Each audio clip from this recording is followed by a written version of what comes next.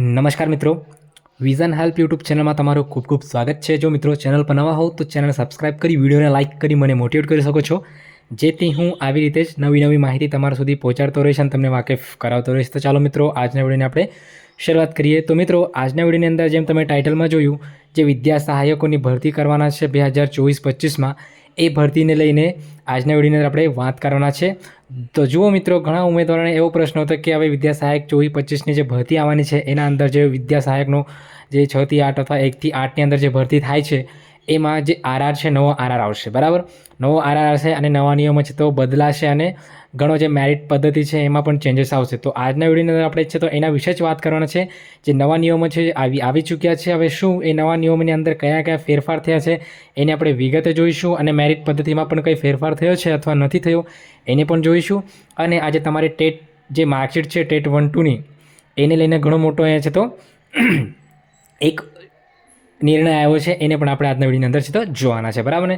તો ચાલો મિત્રો આગળ જોઈએ। તો જુઓ મિત્રો, સૌથી પહેલાં હું તમને બતાવવા માગીશ કે આ જે પરિપત્ર છે એકચ્યુઅલી 3/8/2024ના રોજ છે તો તૈયાર થયો હતો, પરંતુ એને બહાર પાડવામાં થોડોક વિલંબ થયો। અને ત્યારબાદ તમે જોઈ શકો છો આ પરિપત્ર જે છે એ શેના માટે છે? પ્રમાણપત્રની મુદત બાબત। જુઓ, ટેટ 1 અને ટેટ 2ની જે પ્રમાણપત્ર છે એને લઈને આ પરિપત્ર બહાર પાડ્યો છે, જેની અંદર તમને જો ખ્યાલ હોય મિત્રો તો સૌથી પહેલાં ટેટ 1 અને ટેટ 2ની જે પરીક્ષા છે 2011-12થી, બરાબર, 2011થી ટેટ 2ની પરીક્ષા લેવામાં આવી છે। અને આ ટેટ 1ની પરીક્ષાની વાત કરીએ તો ટેટ 2ની પરીક્ષા જે છે 11થી અને ટેટ 1ની પરીક્ષા જે છે એ 2012 પછી લેવામાં આવી છે, બરાબર ને। તો જ્યારે આ જે નિયમો બન્યા હતા, બરાબર, તો સૌથી પહેલાં 2011માં જ્યારે પરીક્ષા લેવામાં આવી હતી ત્યારે એવા નિયમો હતા કે જે ટેટ 1-2ની જે માર્કશીટ હોય, બરાબર, ટેટ 1-2ની જે માર્કશીટ હોય છે એની વેલિડિટી એ લોકોએ કેટલા 5 વર્ષની રાખી હતી, 5 વર્ષની રાખી હતી। ત્યારબાદ એમણે ફરીથી એક પરિપત્ર પાડ્યો હતો 1 વર્ષ પછી, અને ત્યારબાદ એમણે જાહેર કર્યું હતું કે આ જે વેલિડિટી છે 1 વર્ષ નહીં, પરંતુ જ્યાર સુધી નવા પદ્ધતિથી આ ટેટ 1-2ની પરીક્ષા લેવામાં નહીં આવે ત્યાં સુધી આ છે વેલિડ રહેશે આની જે માર્કશીટ છે ટેટ 1-2ની, બરાબર ને।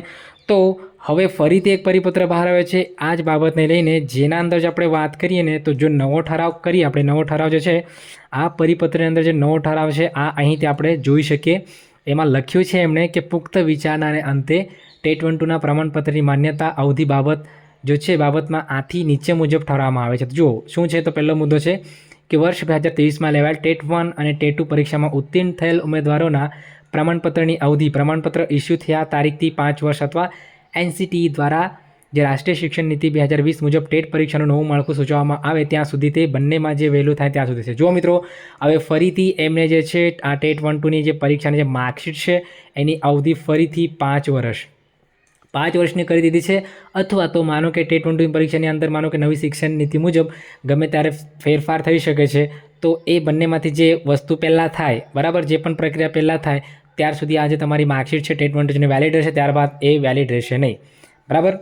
હવે જો બીજો મુદ્દો છે એ કેવો છે? બીજા મુદ્દામાં કીધું છે કે આ વર્ષે થનાર વિદ્યા સહાયક ભરતીમાં 2023 પહેલાં જે ઉમેદવારો ટેટ પરીક્ષા પાસ કરેલ છે તેવા અને 2023માં ટેટ પાસ કરે છે તેવા તમામ ઉમેદવારોના શિક્ષક અભિયોગ્યતા કસોટીના પ્રમાણપત્ર માન્ય ગણવામાં રહેશે। ગણવાના છે। તો જો મિત્રો, અગાઉ પણ આપણે એક વિડીયો બનાવતા જેની અંદર મેં તમને માહિતી આપી હતી કે સળંગ 2011થી લઈને આજ સુધી 2023 અથવા 24 સુધી જેટલી પણ પરીક્ષા લેવાય છે એ દરેક પરીક્ષાના જે પ્રમાણપત્રો જે છે ટેટ 1-2ના માન્ય રહેશે એવું એમણે કીધું છે।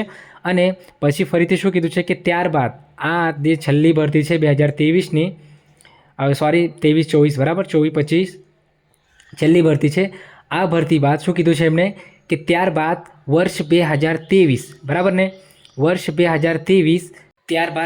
2023 પહેલાંના શિક્ષક યોગ્યતા કસોટીના પ્રમાણપત્રની અવધિ માન્ય ગણવાની રહેશે નહીં। તો જો મિત્રો, એટલે 2023, હવે 2023માં જે ટેટ 1-2ની પરીક્ષા લીધી છે એની જે માર્કશીટ છે અત્યારે આનાથી 5 વર્ષ આગળ, આજથી 5 વર્ષ, હવે 2023થી આગળ 5 વર્ષ સુધી વેલિડ ગણાશે, પરંતુ 2023 પહેલાં જેટલી બી એક્ઝામો લેવાય છે 2011થી ઠેઠ 2017 સુધી આ દરેક પરીક્ષાઓ લીધી હતી એની જે માર્કશીટ છે એ વેલિડ ગણવામાં આવશે નહીં। આ છેલ્લી ભરતી છે જેમાં આ પરીક્ષાની માર્કશીટ વેલિડ ગણાશે, અને આના પછી 2023ની પરીક્ષાની જે માર્કશીટ છે એ વેલિડ ગણાશે એવું એમણે કીધું છે। આ જે ખરેખર ખૂબ મોટો ફેરફાર જે છે આ ઠરાવની અંદર આપણને જોવા મળ્યો છે, બરાબર ને। તો મિત્રો આ હતો ઠરાવ જે ટેટ 1-2ની માર્કશીટ છે એને લઈને કે જેના અંદર ઘણી મોટી તો આપણે જોઈ શકીએ પરિવર્તન થયું છે, બરાબર ને. માર્કશીટને લઈને આ એકચ્યુઅલી 2011માં જ એવું થયું હતું, પરંતુ એમણે પછી ફરીથી સુધાર કરીને આ માર્કશીટ છે તે વેલિડ ગણી હતી જ્યાં સુધી નેક્સ્ટ પરીક્ષામાં હતા ફેરફાર નહીં ત્યાં સુધી, પરંતુ ફરીથી આ જે નિર્ણય છે તો કરવામાં આવ્યો છે કે જેના અંદર આજે તમારા જે માર્કશીટ છે એ માર્કશીટ 5 વર્ષ સુધી છે તો વેલિડ ગણાશે એવું કીધું છે, બરાબર. હવે જુઓ મિત્રો, હવે ફરીથી અહીંયા એક મહત્ત્વનો પોઈન્ટ રહી ગયો છે. કયો? જુઓ તમે કે હવે શું આ જે પરીક્ષા છે એ પરીક્ષાની અંદર જે મેરિટ બને, બરાબર, જે મેરિટ બને છે તો શું એ મેરિટની અંદર હવે ગણતરીમાં કોઈ ફેરફાર થયો છે ખરો? તો જુઓ મિત્રો, એમણે શું કીધું છે કે આ વિભાગના તારીખ 27/4/11 અને 6/6/13ના ઠરાવની અન્ય જોગવાઈઓ યથાવત રહેશે. એટલે જુઓ મિત્રો, માત્ર ખાલી જે છે આ એક ચેન્જીસ થયું છે. કયું? આ ઠરાવોની અંદર જે માર્કશીટની વેલિડિટી હતી એ જે છે જ્યાર સુધી પરીક્ષામાં ફેરફાર ન થાય ત્યાં સુધીની હતી, અથવા જ્યાં સુધી એટલે આપણે કહીએ તો પૂર્ણ ન થાય ત્યાં સુધીની હતી, બરાબર ને. તો એ અને આ જે ઠરાવ હતો એની અંદર જે પણ બાબતો હતી મેરિટને લઈને એ બધી કેવી છે? યથાવત છે. યથાવત એટલે કે જેમ ને તેમ છે, બરાબર. એટલે મેરિટ જે 50-50 આવતું હતું તમારું, 50% જે છે તમારી જે માર્કશીટના અને 50% જે એજ્યુકેશન ક્વોલિફિકેશન છે એ એઝ ઇટ ઇઝ રહેશે, બરાબર. એમાં કોઈ પણ પ્રકારના છે તો ચેન્જીસ કરવામાં આવ્યા નથી. એટલે આપણે છે તો અગાઉ પણ એક વિડીયો બનાવ્યો હતો જેની અંદર આપણે ચર્ચા કરી હતી કે જે ઓલ્ડ પદ્ધતિ જ રહેશે 100%, બરાબર ને. તો ઓલ્ડ પદ્ધતિથી જ મેરિટ છે તો ગણવામાં આવશે ટેટ 1-2ની અંદર. હવે જુઓ મિત્રો, હવે બીજા પણ થોડાક ફેરફાર થયા છે જેને આપણે અહીંયા જોઈએ. તો જે શાળાઓની અંદર આપણે વાત કરીએ, જિલ્લા શિક્ષણની શાળાઓ, જિલ્લા શિક્ષણ સમિતિની અને જે નગર શિક્ષણ સમિતિની શાળાઓ હોય છે, પ્રાથમિક શાળાઓ, એની અંદર ભરતીને લઈને કેટલાક જ નિયમો હોય છે, બરાબર ને, કે જેની અંદર ઘણી બધી જોગવાઈ પહેલાં પણ કરવામાં આવી હતી. તો એની અંદર અમુક એવા જે પોઈન્ટ્સ છે જેના અંદર ફેરફાર કરવામાં આવ્યા છે, જે મેઇન પોઈન્ટ્સ છે આપણે એને જોઈશું કે મુખ્ય કયા પોઈન્ટ્સ છે, બરાબર. તો તમે આ જોઈ શકો છો, આ જે હાઇલાઇટેડ પોઈન્ટ છે અહીંયા 3 નંબરનો એક થોડોક મેઇન મુખ્ય પોઈન્ટ છે, બરાબર. એમાં સાફ લખી દેવામાં આવ્યું છે કે આપણે અહીંયા જોઈ શકીએ છીએ કે બેડાની કલમ 6(3) મુજબ રાજ્ય સરકારના વિવિધ સંવર્ગના અનુસૂચિત જાતિ, અનુસૂચિત જનજાતિ તથા અન્ય પછાત વર્ગોમાં નિમણૂક માટે પસંદ થયેલ તમામ ઉમેદવારોને નિમણૂક આપતા પહેલાં જાતિના પ્રમાણપત્રની સંબંધિત વિશ્લેષણ સમિતિ મારફત ચકાસણી કરવાની થાય છે.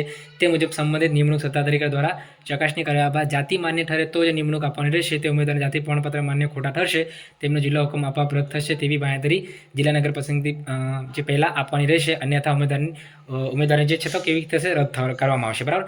તો આ એક છે મિત્રો. હવે દરેક પરીક્ષાની અંદર આ પોઈન્ટ હવે હાલમાં ચર્ચામાં છે અને ચાલુ છે કે જ્યારે માનો કે તમારું જે અત્યારે તમે જે સર્ટિફિકેટ અપલોડ કરો છો કાસ્ટ સર્ટિફિકેટ, એ કાસ્ટ સર્ટિફિકેટની ફરીથી એક હવે નવી સમિતિ બનાવવામાં આવશે ને એ સમિતિની અંદર જેટલા પણ ડોક્યુમેન્ટ્સ અથવા તમે જે પણ ડોક્યુમેન્ટ્સ કાસ્ટ સર્ટિફિકેટ કઢાવવાના ટાઈમે આપ્યા હતા એ દરેક ડોક્યુમેન્ટમાંથી કોઈ પણ ડોક્યુમેન્ટ ત્યાં માગી શકે છે.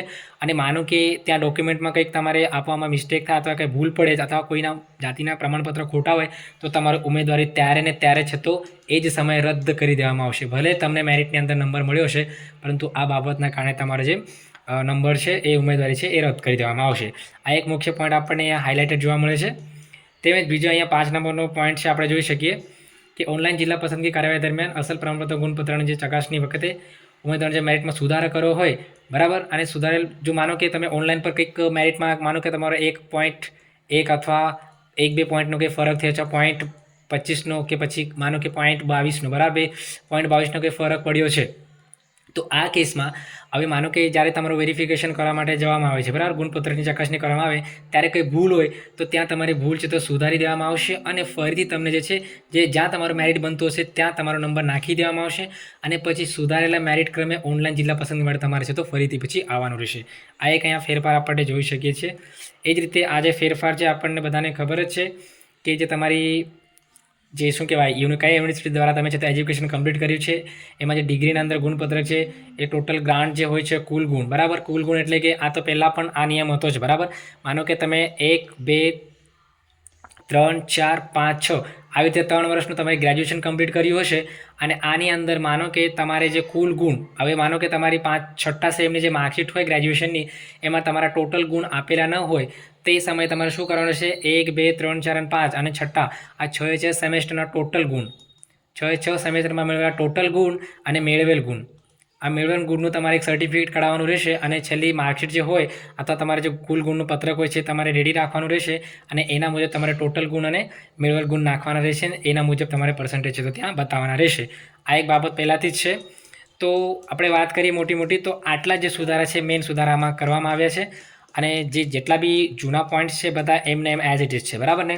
સૌથી મોટો પોઈન્ટ તો તમને ખબર છે કે મેરિટ એઝ ઇટ ઇઝ જૂની પદ્ધતિથી જ ગણવામાં આવનાર છે. અને બીજો પોઈન્ટ જે છે કે ટેટ 1-2ની જે પરીક્ષાની માર્કશીટ છે એની વેલિડિટી માત્ર 5 વર્ષની રહેશે. અને જે જૂના ઉમેદવારો છે એમને છેલ્લે તક આપવામાં આવી છે. ત્યારબાદ માનો કે હવે 23 પછી માનો કે કોઈ પણ પરીક્ષા લેવામાં આવી છે, કોઈ પણ ભરતી કરવામાં આવી છે આગળ 26-27માં, ત્યારે માત્ર આ જ એક્ઝામની માર્કશીટ વેલિડ ગણાશે 2023ની.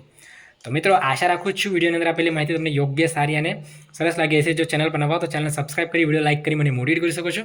અને માહિતી તમારા દરેક ટેટ પાસ ઉમેદવારો છે, ટેટ 1-2 પાસ, એમના સુધી શેર કરજો, જેમનાથી એમને પણ ખ્યાલ આવે અને એમના પણ ખ્યાલ આવીને તેમને માહિતી મેળવી શકે છે કે હવે મેરિટ જે છે કેવી રીતે ગણવાના છે, બરાબર ને.